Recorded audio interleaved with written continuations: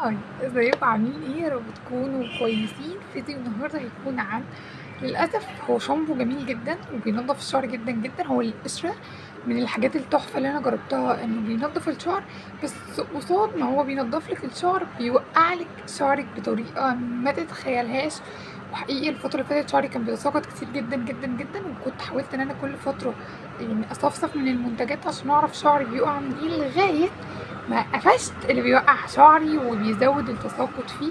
فمش هصور عليكم، يلا بينا مع بعض نعرف ايه هو المنتج ده، علشان لا اما ناخد حذرنا منه لا اما ما نجيبوش احسن ونتلاشى ده. فيلا بينا مع بعض نبدا الفيديو.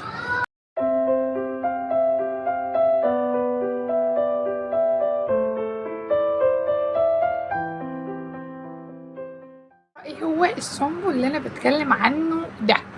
مبدئيا هو كوزماتكس، مش طبي خالص، هو بتاع فيرست كوزماتكس. عايزه اقول لكم انا جربت من فيرست حاجات كتيره جدا، هنتكلم عنها كتير الفتره الجايه. جربت حاجات للبشره وحاجات للشعر، وكان في منهم كويس وفي منه اللي ما كانش كويس، وده اولهم. هو اسمه فيرست مان شامبو عادي، المفروض ان هو 3 في 1. ده شكله.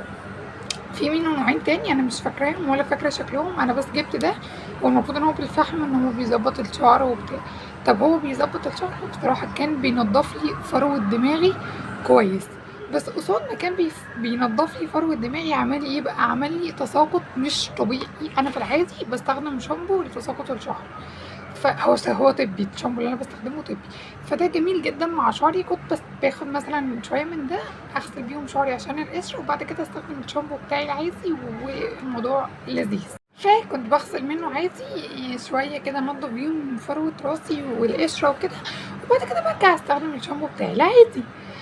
مرة مع التانية مع التالتة ما كنتش باخد بالي ان هو بيعمل حاجة، وكان جميل بينضف لي فروة دماغي، وقلت بس واو. بس انا لازم اكمل عليه شوية لغاية لما احس انه قرب يخلص، عشان اقدر اطلع اتكلم عنه كالعادي. واي منتج انا بتكلم عنه ببقى بستخدمه كده. هو فعلا فاضله شوية، بس عقبال ما يخلص كل الكمية دي كان حرفيا بوظ لي شعري كله. انا دلوقتي بعالج اللي هو عمله. فالمهم، مرة مع مرة لا، حسيت ان انا شعري بدأ يقع زيادة عن اللازم، زيادة عن المعتاد، بيقع بطريقة مش حلوة خالص، مع اني باخد له فيتامين وبتغذى كويس وكل حاجة، بس حسيت ان لا، في حاجة غلط بتحصل. فانا لما بحس ان في حاجة بتحصل بحاول ان انا اظبط المنتجات بتاعتي، يعني اشيل منتج استخدم باقي الحاجات وهكذا. احنا نسينا النهارده نجيب المشروب عشان انا بحكي معاكم، بس يلا مش مشكلة. المهم لما جيت وقفته حسيت ان لا، الموضوع بدأ يقل شوية، مرة مع التانية مع التالتة، وانا بقى وقفته خالص، يعني شلته من الروتين بتاعي خالص.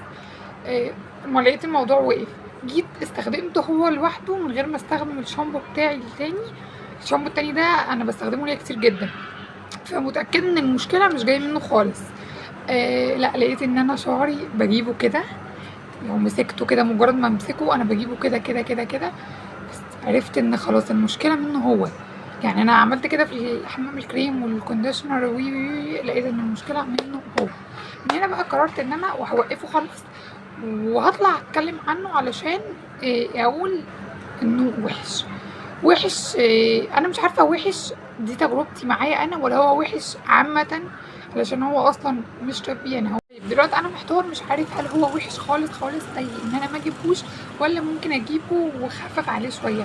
ممكن نعمل كده ونجيبه، بس في حاله واحده بس، لو انتي هتستخدميه مره في الاسبوع، مره كل اسبوعين، وتستخدمي منه كميه صغيره جدا.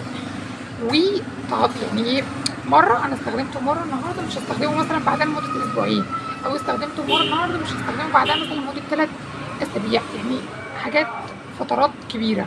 لو هتستخدميه كده فتاكدي ان هو هيكون كويس معاكي. طب لو مش هستخدمه كده وعايزه حاجه روتينيه، مثلا انا باخد شاور مرتين في الاسبوع، فانا عايزه استخدم في المرتين حاجه للقشره علشان تعديل القشره.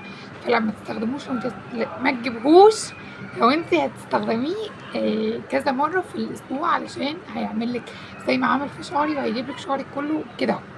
بس كل التساقط اللي باظ وحصل في شعري انا في الفتره دي مش ان انا اعالجه، فاول لما اعالجه واظبط الدنيا خالص واحده هطلع اقول انا عالجت شعري ازاي من كميه التساقط بجد اللي بتحصل فيه، لان بيتساقط تساقط مش طبيعي. في اول لما اخلص الفتره المعالجيه او الفتره العلاجيه اللي انا بعالج فيها شعري الفتره دي، وبعد ان انا هطلع اصور الفيديو واقول انا ظبطت شعري وعالجته من التساقط ازاي، لان عارفه ان دي مشكله فظيعة اليومين دول. انا كده خلصت الفيديو وخلصت رأيي، وقلت رأيي بكل صراحة وبكل امانة، وما رضيتش اقول رأيي من اول ما استخدمته، قلت لازم اجربه لغاية اخر الفترة عشان لما اقول رأيي يبقى رأيي مصدق وواثق بكل الحاجات. اشوفكم في فيديو تاني وجديد. باي.